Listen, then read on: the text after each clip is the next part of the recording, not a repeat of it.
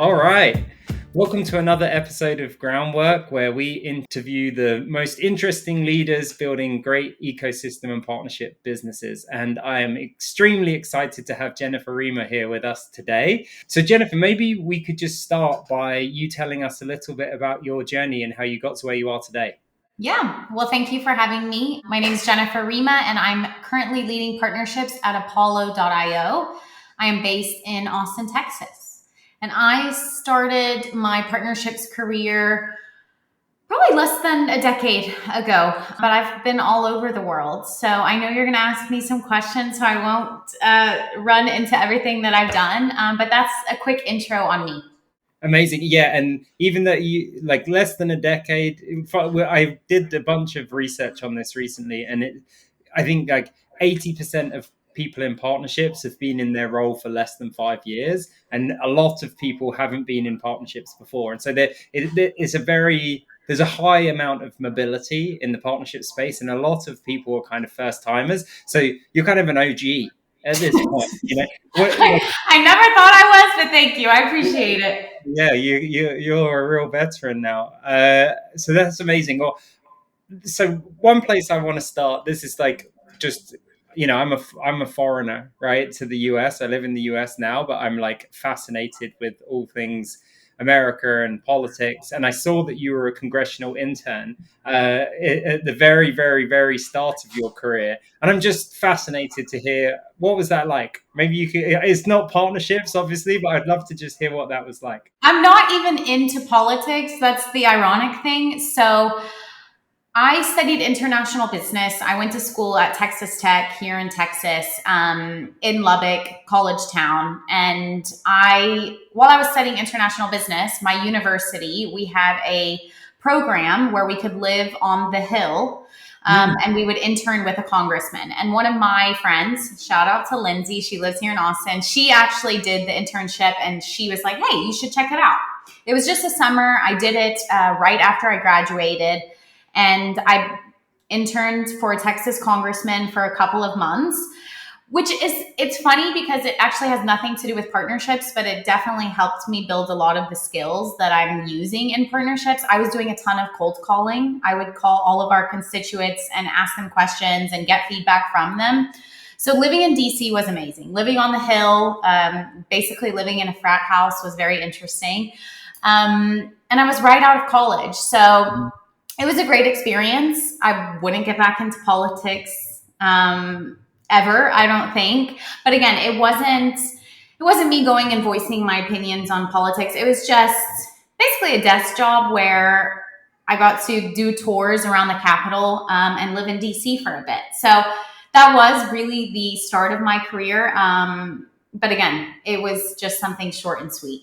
Yeah, and I think whenever I talk to someone who has had to do like cold calling as part of their professional career, I started my career in a cold call center. And I think like everyone of a certain age, I don't want to bucket you in the same age as I am, but I think everyone Depends how old you are. Yeah, had to start in that kind of realm, like that was very common, and it's a lot less common now, right? Like, yeah, people just kind of send emails, and we're going to get onto Apollo stuff okay. I'm interested in that. But I think that like in partnerships, having kind of taken the knocks of doing cold calling, it gives you a little bit more confidence to ask the challenging question or to get to the point on something, and know that, hey, I'm not going to offend this person if I just jump into, what are your goals? Like, how come you're taking this meeting today? Because it's like, you have to catch someone's attention in the first couple of seconds if you're doing a cold call. So I've found there's like a pattern matching for people that have done a little bit of cold calling and can take that, like they have a bit thicker skin. And even from there, after I did my master's, and after that, I actually got into a sales career. So it kind of flowed nicely into going from that internship and then into sales and then into partnerships. So yeah. And that was at Step, is that right? Or did you do something in between? So yeah, so I first of all, I'm from the US, but my dad is Egyptian. So I always wanted to live in the Middle East. I was always fascinated with the Middle East. So before I did my internship in DC, I actually studied abroad in Turkey. So if anyone goes to Turkey, I love Turkey. It's a beautiful place. So I lived in Turkey. I was a foreign exchange student. I always wanted to live abroad. So I was planning to stay in Turkey for just a couple of months. I ended up staying much longer. I was teaching English to Turkish kids. I hadn't graduated from college at that point, but so I studied abroad in Turkey, and then I went back to Texas. I graduated. Then I did my internship in DC, and then I said, because I loved living abroad, I loved just being independent. I said, how about I do my master's program? So I did my master's program in Dubai. So I was planning to live in Dubai just for 1 year. And I loved that Dubai was still in the Middle East, but very, very modern, international place. So I was planning to stay there for 1 year, and I ended up staying almost 9 years. Wow. So people who go to Dubai and have lived in Dubai, they have a very similar sentiment that, hey, I'll stay in Dubai for 1 year, and then they end up staying much longer because it's an incredible and safe, very livable place to be. So I did my 1 year master's, and then I ended up staying, and I got an internship at Step. Funny story, this is how I met my husband. And this, I won't go into detail here, but so he founded this company called Step Conference, which is very similar to South by Southwest, but for the Middle East. So a great startup event that happens annually. And I was doing like community, I was managing all of our community partnerships, but very much salesy. But that was just something that I did part-time. So then after I did this part-time role, I graduated from my master's program, and I ended up staying in Dubai. And then I moved into sales, and I worked at a fintech startup. I worked there for a bit, got a ton of really good sales experience. And then I moved into Tejawal, which if you're looking like at my profile, you'll see that it's called Sierra Group. And this is essentially like a Expedia, Booking.com of the Middle East. Wow. So that's where I started my partnerships career. I met the founder. He was like, hey, we don't have a partnerships role, but I've seen what you've done in your sales career, and we'd love to like have you on board and start partnerships. So I then started my partnerships career at Sierra Group. And I know we'll get into that. I don't want to continue rambling, so stop me. But yeah, so I started my career in partnerships in Dubai. Amazing. Yeah. And so I think that's like, so where a subject I really want to dig into is like the like partnerships in that region of the world, like Middle East, North Africa, partnerships in general. I think that there's a lot of really interesting opportunities in that market. Obviously, like, hey, amazing companies, like a lot of quite like small area. You can get around a lot in a small area. It's like in the UK, you're in London, and it's like you can do quite a lot in London for like a whole country, and I feel like Dubai is kind of similar in that sense, where it's like you can meet a lot of people in Dubai, if you're there for a trip. But like, given that you also have worked in like in this conference setting where you've basically interacted with a ton of businesses, like I would love to hear just some of your high level takeaways on partnerships in the region, like how it's different, maybe like how business is different, and some of like the key insights that you have for people that are listening. Yeah. I mean, in Dubai, 80% of the people that live there are expats.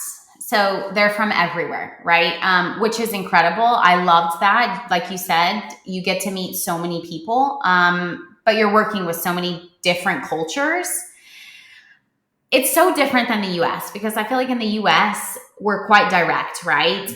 We're formal in a sense that we only email, or, you call me.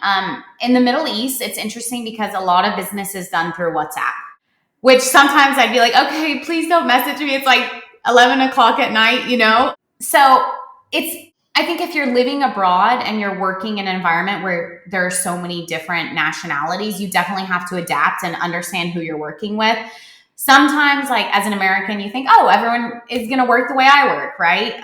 But that's not the case. So I think my key takeaway is like, if you really want to excel working abroad and working for, an international company, you really need to understand the people that you're working with. I loved it. I mean, I got to meet so many different people. Business is very different there. Again, like it's all about relationships, which I value a lot. So that's something like you need to build rapport. You can't just jump on a call and immediately get into selling something or talking business. It's like, let's get to know each other. And that is quite different here from what I've seen. Mm-hmm. So yeah, those are my key takeaways. It's just like really learn to build relationships with the people that you're working with, because that's what people value there. And how important is it to be in person to do that? You mentioned like you can't just jump on a call. Do you need to jump on a flight to kind of touch flesh? That sounds like a weird thing. Yeah, no, I get what you're saying. It's funny because like my friends that are there, they don't work remotely. They're like, oh, you work fully remote? I'm like, yes, it's incredible now that I have a baby, right? But in Dubai, it is, to your exact point, it's, hey, let's meet in person. Let's just get to know each other in person. So yes, but most of the people that I was working with, we were actually, we were based in Dubai, but we had our customers, we had a platform and customers in Saudi Arabia. So I would travel there a lot. I would travel all around the Gulf region. But yes, that one-on-one connection is definitely needed. So that's something also very different here. And how much of that is like, how important is it for you to kind of get introduced around? Like, for instance, when I went to Taiwan or when I went to Korea, when I was like building out reseller partnerships, Amplitude, like I had a point of contact there who then like kind of introduced me around to the people in Taiwan, like introduced me around. And it was like, I had a partner who then like introduced me to my partners, like, and how is that there? It is like who you know, right? I mean, that's why you really need to focus on building relationships because, sorry, my Slack is going off. Let me close that. That sound gives me PTSD. I'm like, no, I'm sure I'm not even going to edit that out. I'm sure like everyone that listens to this is going to be like, notifications. That's hilarious. So yes, it's all about who you know. And it's, hey, I saw you're connected with so-and-so at this company, right? So I definitely leveraged a lot of relationships. So yeah, to answer your question, like I'm totally with you. That's exactly how it is there. I think, partnerships is so different in that side of the world. Also, I was working in B2C partnerships, which now I'm working in SaaS. So I'm doing B2B partnerships. So that's also very different. So I started my career in B2C partnerships, which is very different. I'm targeting partnerships that would impact consumers versus now I'm doing partnerships impacting businesses. So yeah, I hope that answers your question. It does. Yeah. And so like so I have a couple of things, like one question, I guess. So first question, and I'll try and not forget the second one. So first question, when I was in Dubai, I noticed like when I was in the mall or whatever, like I read up on this afterwards. My understanding is like it's all franchises, right? So like if like Burger King in Dubai, there's like an ownership company that's like an Emirati company that then like franchises the brand of Burger King, or like if you go to the Rolex shop or like whatever, it's that Rolex doesn't have a store in Dubai. Like it's a Emirati person who has a store and they stock Rolex. And my understanding is that that's like the law there. And so it feels like, hey, that's kind of, from a partnerships perspective, that's kind of an interesting opportunity because you don't have to go and sell to Rolex. You can go and sell to this basically like a reseller who probably has the Rolex store, this store, that's, all, and they're operating all of those different websites and brands and stuff. And so that seemed to me, I was like, that's pretty interesting. That feels like there's some partnership scale there, maybe. Yes, exactly correct. Like from a retail perspective, that's the case, right? If we were working with a retail brand, you would go to, for example, there's something called Majid Al Futain, and they go by MAF, and they manage a lot of different brands. So yes, that's mostly from the retail side, but in my role, I was working with a lot of banks. So, for example, we had a partnership with Visa, right, where we would go directly to them. But to your exact point of, the retail side, if we wanted to do a partnership with, let's say, Gap, for example, we would go to the government entity that owns Gap in Dubai. So it is really interesting. In my role, I didn't really work too much on retail, but you're exactly correct that you would just need to work with the mother group or the entity that owns those brands. Interesting. And so, like, if someone's thinking about sizing the opportunity, like partnerships is all about prioritization, right? There's an opportunity everywhere you look, and half the job is just what you don't invest time in. Like, how does someone think about sizing the opportunity of partnerships in that region? Because, like, obviously it's not a big population. So, like, if you're not really going to do like a consumer play, or like it's not going to be the first place on the list, right, from a like pure consumer play, if you're based in the US, right, are you going to look for places with bigger populations? But like, what, like, how should people be looking at, oh, like, I fit XYZ criteria, like, the MENA region is interesting for me. So what was very common, and this applied to us, is a lot of companies, they'll focus on the UAE, which is the United Arab Emirates. That's Dubai, Abu Dhabi, right? Dubai is small and UAE is smaller, but they focus a lot on the GCC region, which is Oman, Bahrain, Saudi Arabia, Kuwait, Qatar, UAE. So you don't just focus on the UAE because, like you said, it's smaller. A lot of these government entities, they have franchises all throughout the GCC region. So it's like, if I wanted to partner with a company in Kuwait, for example, it's easy because I already have built those relationships with the people in the UAE. So you don't just focus on the UAE. Some startups, they start just focusing on one region, but then they expand, or one country, and then they expand to other countries. Like Saudi Arabia is in huge demand, so we focus on Saudi Arabia. So yeah, in my role, we had two online travel platforms, one that focused just on Saudi Arabia, one focused on UAE, and then we eventually expanded them to the other markets as well. So I think that is typically what a lot of companies do, but especially in my role, that's what we did. Yeah, amazing, super interesting. I could ask you 1,000 questions about the region, but I want to talk a little bit about, like, okay, so while you were there, you progressed all the way from a partnerships manager to a head of partnerships, and I'm really interested in talking a little bit more about that, because I think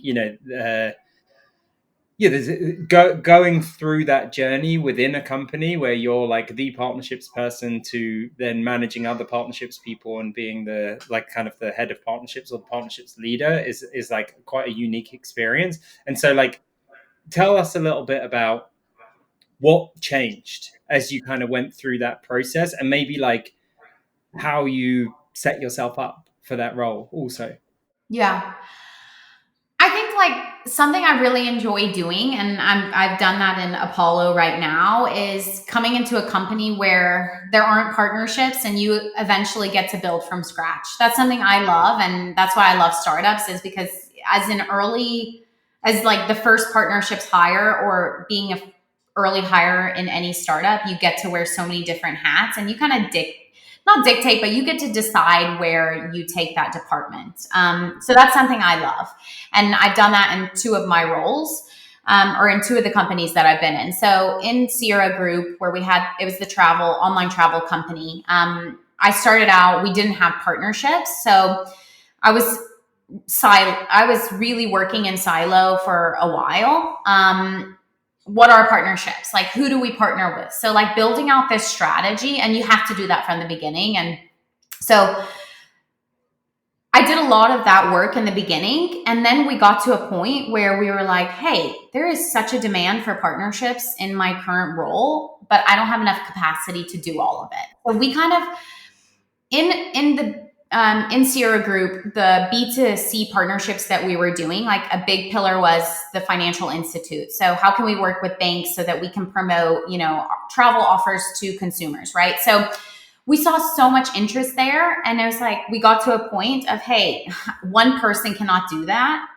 And that was incredible, right? To be in a position to where you're like, hey, I don't have enough capacity to do all of this. Let's grow the team. And because you're the first hire and you've really decided and you've created the different programs, you then get to move into the other role of, okay, let's build out a team. So that's where I started. I started as a one-person show, building out the partnerships. We proved the value of partnerships, and then I got to grow the team. And then we eventually had, the different partnership managers. So I went from, being in IC to then managing a team of, we were a team of 4 as well at the other company. So then just kept working my way up, and that's when I became the head of the partnerships. And tell me a little bit more. You mentioned like proving the value, right? Like, and I think anyone that's in a role where they're the first partnerships person, there's a whole you mentioned both like, hey, what does partnerships mean for us, and like, what do partnerships do? And there's like that whole education process, right? And then there's and I'm telling the truth. Like here, like not only am I telling you philosophically, like in practice, I'm proving the value. I'd like tell me a little bit about both of those. Like especially proving the value. I think again, it's really easy to get caught up in that first bit where you're telling everyone what you're doing that it then becomes difficult to go and do it because you don't have enough time. Yeah. I'm really interested in how you kind of trade off between the two, and especially like proving the value. So at the beginning, like we wanted to define what are our success metrics, and that's the same for any role, right? So we split up our partnership programs by industry. So for example, we worked with tourism boards who they wanted to promote their destination to our consumers. So like one of the success metrics there was like how much, funding can we get from these tourism boards so that we can promote their destination. So that was one. We started to see a lot of tourism boards saying, hey, like you have a huge customer base. I would love to promote my destination to them. So that was one way we started to get a lot of money from these tourism boards. The second thing is, what is the percentage share that partnerships is driving to our overall revenue? And it's funny because like being in B2C and now being in B2B, it's the exact same. Like what is partnerships contributing to our overall total revenue? So that was essentially, we got to a point where we're like, hey, we're seeing this percentage growing and growing and growing. And it was quite impressive because again, like I would want the numbers to prove themselves. And that's the position that we were in. And the same for Apollo today is we tested a lot of things. And you have to, especially if you're starting partnerships from scratch, testing to see what worked. And we tested a lot of things and we eventually landed on, okay, working with banks is driving a lot of success for us, driving exposure. And then also working with tourism boards. So having those 2 areas where we really started seeing a lot of success, that's when, as a company, we're like, okay, perfect. Let's start investing in partnerships. Amazing. Yeah. And banks and tourism boards sound like 2 distinctly different types of partner. So like, when you brought on another person, did you split the work, or like, how did you think about structuring that out? Yeah. We had exactly that. Like we had people dedicated to working on tourism boards. It's so funny. It feels like forever ago. I'm like thinking, how did we have the team structure? I don't know if I'm losing my mind, but yeah. So we did have people focusing on tourism boards. We also, because we had 2 different brands, we had people dedicated to brands because we need like. I should speak Arabic fluently. I don't, which I'm so ashamed of. But so that was really important for us when it came to speaking with partners because we needed to speak Arabic with some of them. So then we had people dedicated based on who could speak Arabic and who couldn't. So it just that's kind of how we split it. Interesting. And you mentioned like, hey, I don't have enough capacity to do it all, and that was kind of the business case. It was like, hey, this is working. The percentage of revenue we're generating is high. Like I don't have enough capacity to do it all? Was that like a, hey, there are more opportunities Yes, here, exactly. and we need to go and get them, and we need to hire someone else to do it? Or was it like, hey, already right now with the partnerships that we've got, like we're stretched? Or like, yeah, tell me more about that. Definitely the latter. Like, you know, I knew I was stretched. Everyone could see I was stretched. Like we were managing to the best of our ability, but then we're like, there's so much more potential out there. Like, why are we not expanding the team? So it was both sides, right? Like, Yeah, yeah. yeah, Awesome. Yeah, and it's painful to be in that situation, but I often tell people, hey, like it's better to hire into demand than to hire into opportunity when you're in partnerships. 100%.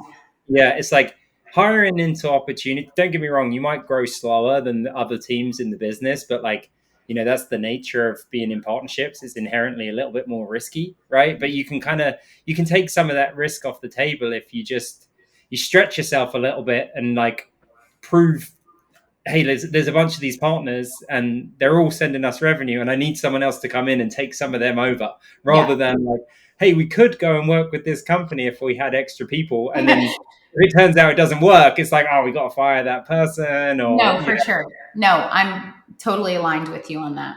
And so tell me more about your role at Apollo. And like, I'm familiar with Apollo. I've been a user of Apollo, awesome product. But like, maybe you could tell people that are listening what Apollo does, and Yeah. like a little bit about the ecosystem and your role there. Yeah. I could talk about Apollo all day. Like I really love the product. I used the product before joining Apollo. So right before Apollo, I was working in a startup called Balloon. We were a virtual events platform. We were a very small startup.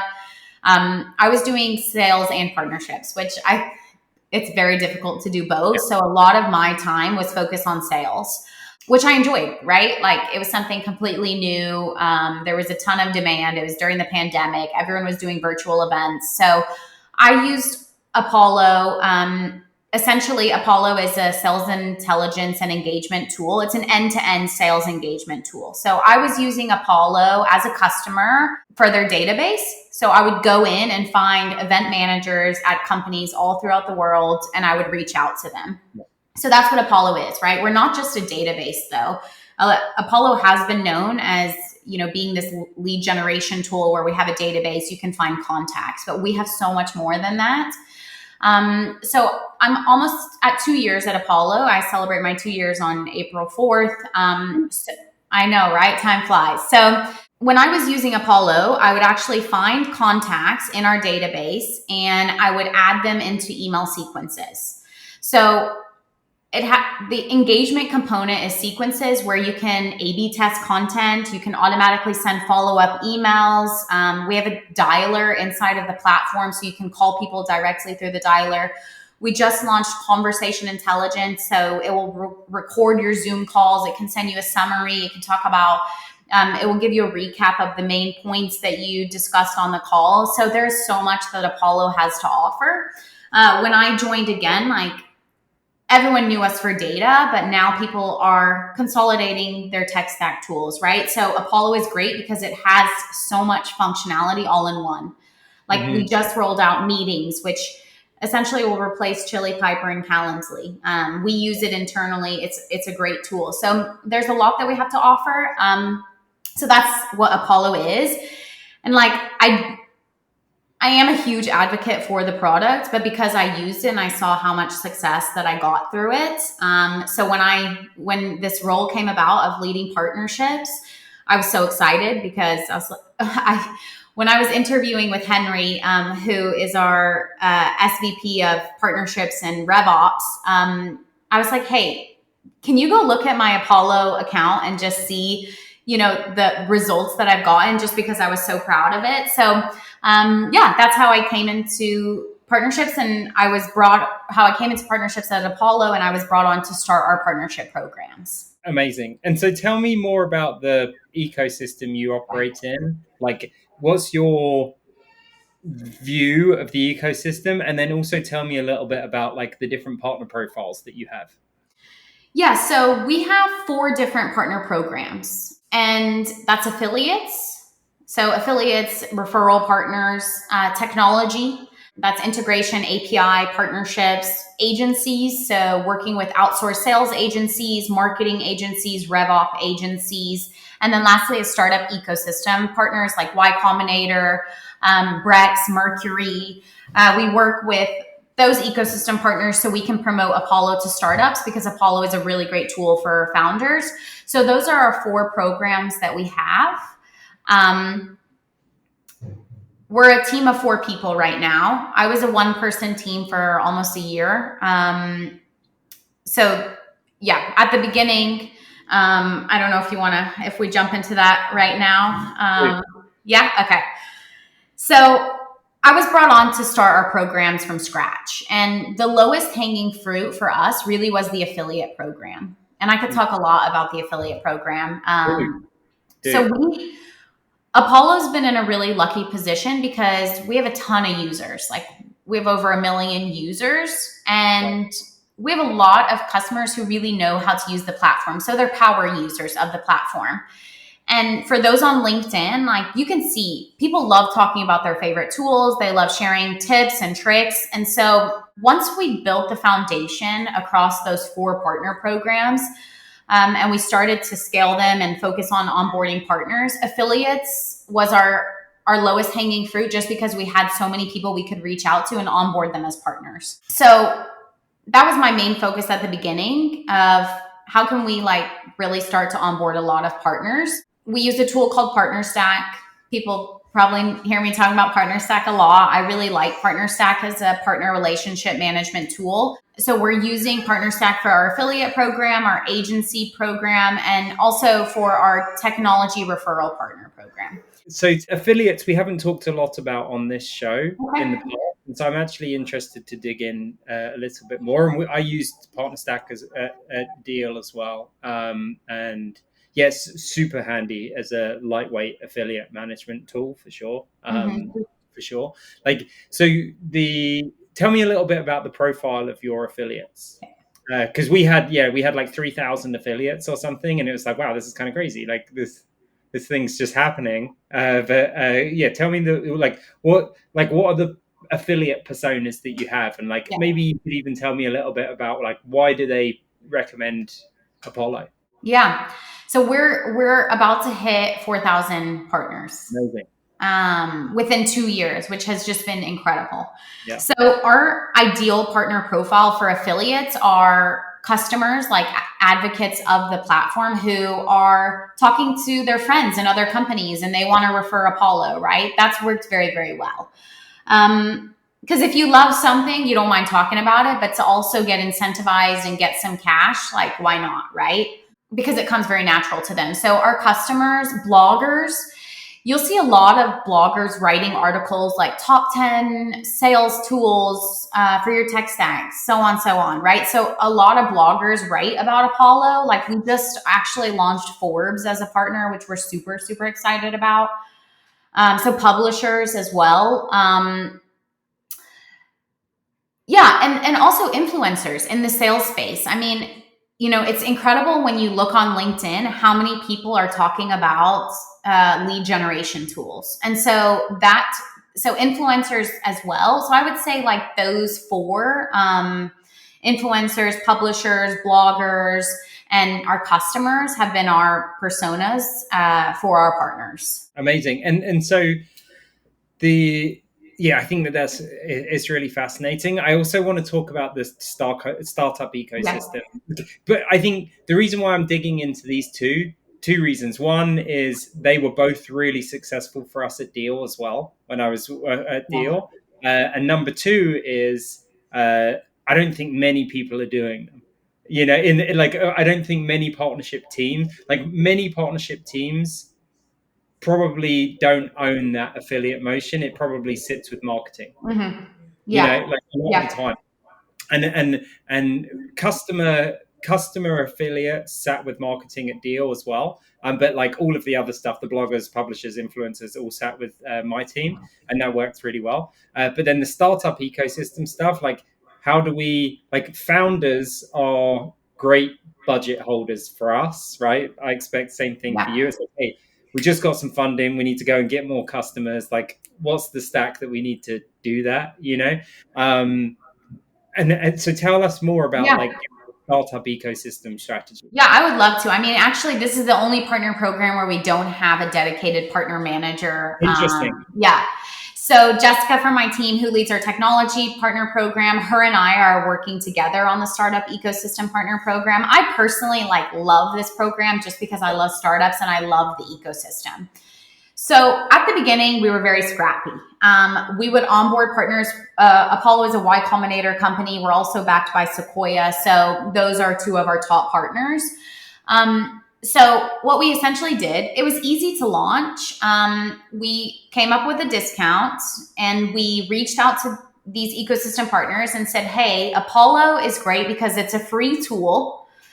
They can self-serve upgrade whether they want to do monthly or annual, like very founder-friendly platform. Yeah. And it will help them scale. Like, what more could you want, right? So that's what we started to do. We started to reach out to these ecosystem partners saying, hey, we'd love to offer a discount to your portfolio companies. One of the things that I did at the beginning was launch a dedicated landing page per partner program. And like, knock on wood, most of our partners came through inbound, which is great. So, but if that weren't the case, like I would still go and do a lot of outreach to these ecosystem partners. But so we offered a discount. Look, we have almost 200 startup ecosystem partners. Not all of them have huge networks or they have a lot of portfolio companies, which is okay. It's still really good brand exposure for Apollo. So what we did at the beginning is we had to manually apply discounts for the startups. I'm sure, and I love Deal's startup program. Like I respect it a lot, but that's exactly how we are, is how we were. I take that back, how we were until last year. But so we were having to go in, we'd coordinate with the customer. Hey, we'd love to offer you X discounts, and then we would upgrade for them. Mm-hmm. We only offer discounts on annual plans just because monthly, like Apollo's pricing is so competitive. It's very hard for us to discount on monthly, especially because you need to factor in churn, all these things, right? So we only offer our discounts on annual plans, which I would definitely recommend to anyone starting a startup ecosystem program. Now, what we recently launched is a dedicated landing page where we offer a discount. We share it with our partners, and then those customers can sign up through the dedicated landing page and the discount will automatically apply. So we have focused a lot on just offering this perk, but we've seen so much interest from our partners of, hey, can you do a demo? Can you do a session talking about how our founders can use the platform? So we started doing that, and it's been great. Like Tim, our founder, he did a session with YC, and like just doing this educational session of saying, hey, this is how you can actually use the platform. This is how you could potentially use Apollo to raise around, right? So it's been great, and I will definitely get someone on the team to manage this program soon. But right now, it's just been working really well with the limited resources that we've had. So amazing. Yeah, shout out to Carolyn and Kyle on my old team. Carolyn ran our whole VC and startup ecosystem team. We had 3 or 4 people on that team. We got a lot of leads from YC specifically, but like across the board, just because like I think we're even earlier in the founder process than Apollo. Like for Deal, it's like, hey, you get funding, you hire people, and so it's like, okay, great, Deal. Like take the money, use Deal. It's like almost the same day, whereas for Apollo, it's like take the money, maybe hire a salesperson, use Apollo, or like if you're going to do it yourself, like it's on the list of things to do, but it's maybe not like the very first thing. And so that thing really, really, really works well for us. Like kind of crazy. And so like I want to touch on the technology partnerships because I think it's probably the most interesting ecosystem to me to operate in, the one that you do, like given that, you have Salesforce as a large player, like everyone needs to kind of play with. You've got Gong, that's an amazing company. You've got Sales Loft or Outreach, and like all of these amazing companies in the space. And then obviously you've got a bunch of competitors as well that you kind of have to like outposition through your technology partnerships and kind of like kind of build your moat in like strategic accounts. So tell me a little bit about like how you think about partnerships and prioritization of partnerships and integrations versus partnerships. Yeah. So Jessica, she's incredible. Like, huge shout out to Jessica. She's very technical. She used to work at MindBody for a while, managing their technology partnerships, especially like API.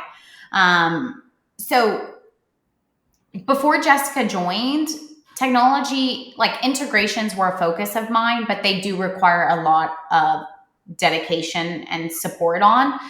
So Apollo has a couple of integrations that we've built ourselves. So, for example, we have native integrations with HubSpot and Salesforce, right? Like from a CRM perspective. We also have Vidyard. So Vidyard's integration is a nice value add when customers are sending out sequences. So we have very few integrations that we've built ourselves, but where Jessica has been focusing a lot, and she's working very closely with our sales team on, is API resellers and API partners. So these are platforms that want to leverage Apollo's data inside of their own platform.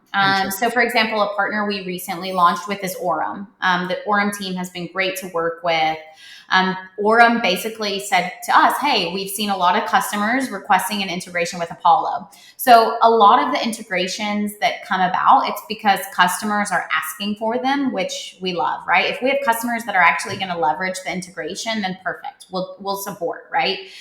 So that's been like how we decide which integrations, we prioritize it based on customer demand. Like, our customers requesting this, and we work very closely with our product team to say, hey, we have this company that reached out to us and they want to have this integration inside of Apollo. Like, can we fit that in the roadmap? And it all comes down to how many customers need this integration. So Jessica's role right now is focusing a lot on building out our API strategy, because we have a ton of people that are building to our API. So that's been her main focus. And like in an example like that, where a company wants to, basically someone's like, hey, our customers are asking us for this, like maybe they want to leverage your data, you can kind of take the avenue in two ways, where it's like, hey, okay, let's build an integration and do like a joint go to market, or like, hey, let's have you become the customer, like a reseller, like you described, an OEM, like almost like a white label type thing. And then it's a really interesting motion, because then it's a very strategic partnership, right? Because those deals are often like large deals, lots of negotiation. Starts to look more like a sale than like a traditional partnership. Like, are those the types of things that you're running into at the moment? And do those still live on your team, or how do you handle that with the sales team? Yeah, and it's very, very valid, right? Jessica, because she's very, very technical, she'll kind of like vet the partners, because at the end of the day, if it's a reseller, we call them API reseller, API partner. If it's a reseller, what we've started to do is all the API resellers have to put that the data is powered by Apollo. That's something we started to do. And so what she'll do is we collaborate very closely with sales, to where Jessica will pass that on to the sales team and say, hey, we have this deal. They're an API reseller, right? So then it is a sales motion, but it's very much like partner led, because Jessica's going in and like helping them, hey, this is how we should work these deals, essentially. But there's a ton of customers that don't come through partnerships, and then sales just work them as is, but it still is an API reseller. But from an API partner perspective, that's where it lives with, partnerships. Like Orem is an API partner, right? Nooks as well. So a lot of dialers have set up integration. So that is an API partner. So we've done pretty well at differentiating what's an API reseller and what's an API partner, so that we know who manages those relationships. Amazing. Yeah, super interesting. I think like it feels like you almost have to just tackle them on a case by case basis. Yeah, where it's like, hey, that's at least a deal again, not to harp on, but we had a bunch of those come across our table, and you just had to not be precious about it and be like, hey, like we kind of need the head of sales to jump in on this with us, because it's like this is like really a sale, you Yeah. know. And Yeah. yeah, yeah, And we're okay with that, right? Like at the end of the day, it's like it's if it's partner source, that's incredible. yeah. So we definitely complement sales very well. So as long as we have it defined of who owns what, then we're okay with that.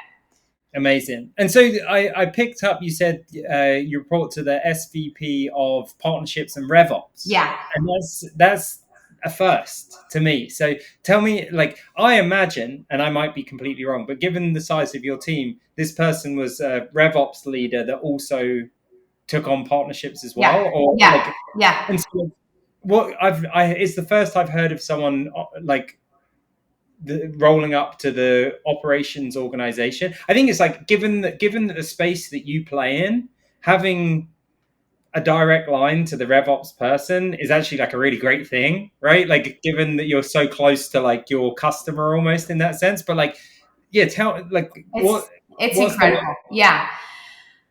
So Henry is his name, and like he's one of the reasons why I joined Apollo. Like he's incredible.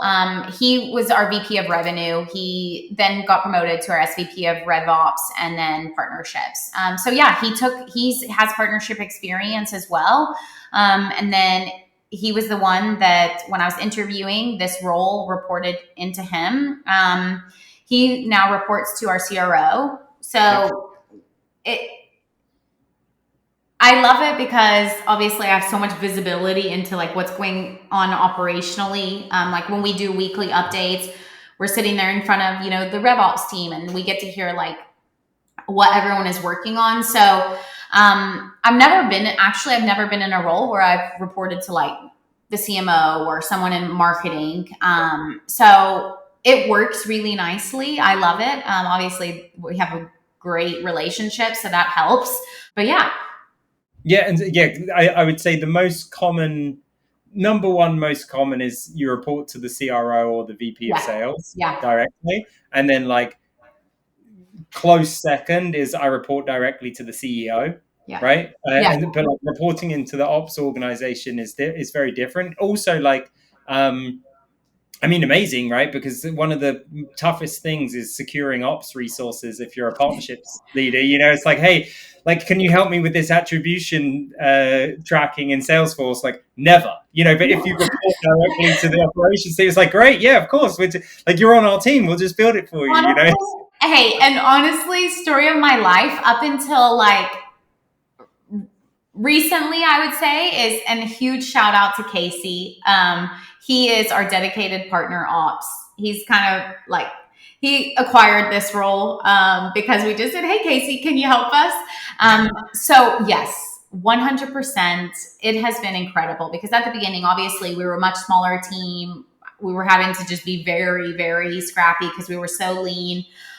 So now it's like getting this partner ops support when you've been doing things very manually for a while has been incredible. But that's what I like. Henry always said, hey, when we grow the team, we have to have somebody dedicated for partner ops. Like Casey does so much within the ops team, but now he's been really helping us a lot on the partner ops side. So yeah, I'm very, very grateful.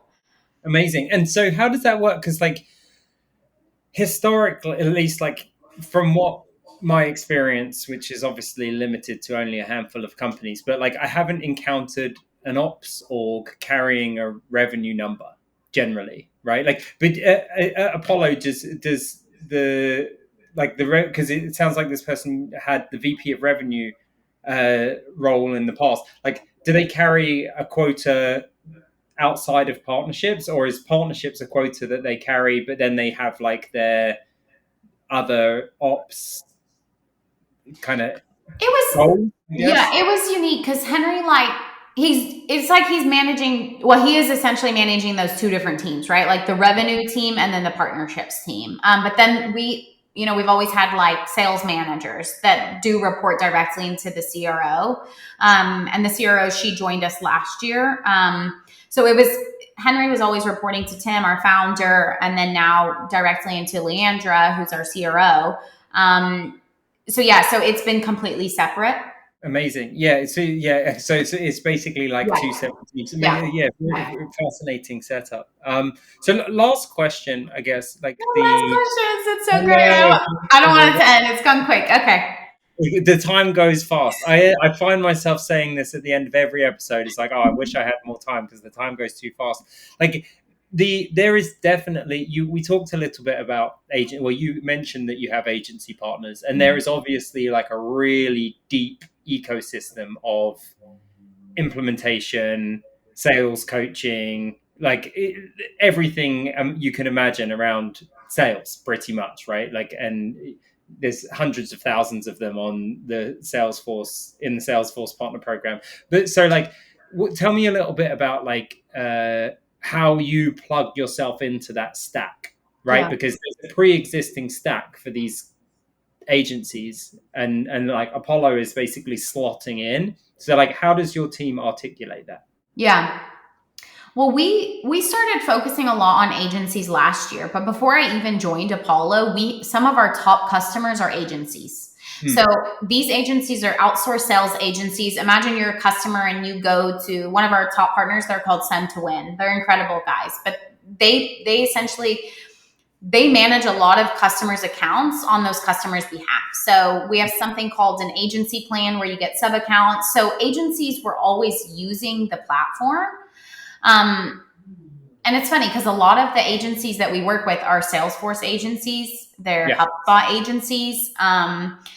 And so last year we rolled out like our agency referral program because we had a ton of agencies coming to us saying, hey, I'd love to refer you guys, but I don't want to be on your typical affiliate model. Like that's not what we do, because we do so much more. We do implementation. We're, creating copy for all of their sequences. So we have like what we offer agencies is we offer a 20% lifetime rev share, which is really attractive, right? But we're trying to work with agencies more to where we co-sell with agencies. Our sales team, like they get a lot of questions on how can I, connect my HubSpot with Apollo, or how can I switch from a competitor over to Apollo, like ripping out other tools and bringing in Apollo. So agencies have been incredible. Like one of our agencies as well, they're called Blue Frog. They're an elite HubSpot partner. They're one of our key partners. They have been phenomenal because if we're trying to close a deal, they'll hop on a call and they'll really talk about the value of like using Apollo plus HubSpot. So there's so much we could do with agencies, and really we're just getting started. But yeah, I mean, Apollo is a great tool for agencies because it's easy for agencies to recommend. It's easy to get set up, unless you're doing something very complex. But so agency, huge potential there, which I'm very, very excited about. Amazing. Yeah, I think we could do a whole episode just on that, because I think that they're just so.